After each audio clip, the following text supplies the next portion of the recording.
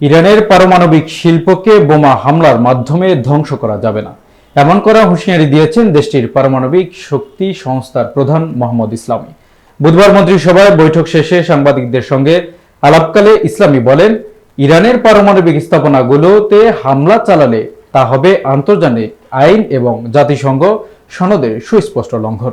তিনি ইসরায়েল ও যুক্তরাষ্ট্রকে উদ্দেশ্য করে বলেন, আমাদের পরমাণু শক্তি দেশের নিজস্ব প্রযুক্তি, এটি দেশীয় শিল্পে পরিণত হয়েছে, এটিকে বোমা দিয়ে ধ্বংস করা যাবে না। ইসলামী আরো বলেন, এই ধরনের হামলা হলে তা বোঝায় যে বিশ্বে এখন আর আন্তর্জাতিক আইন নেই, চলছে জঙ্গলের আইন, যেখানে কেবল শক্তিধররাই টিকে থাকতে পারে। তিনি জোর দিয়ে বলেন, ইরানি জাতি এই বাস্তবতা বুঝে গেছে এবং দেশটির পরমাণু অগ্রযাত্রা যে কোনো চাপের মধ্যেও থামবে না। বিশ্লেষকরা বলছেন, ইরানের এই বক্তব্য শুধু হুঁশিয়ারি নয় এবং তাদের পারমাণবিক অগ্রগতিকে ঘিরে পশ্চিমা চাপ মোকাবেলার প্রস্তুতির স্পষ্ট ইঙ্গিত।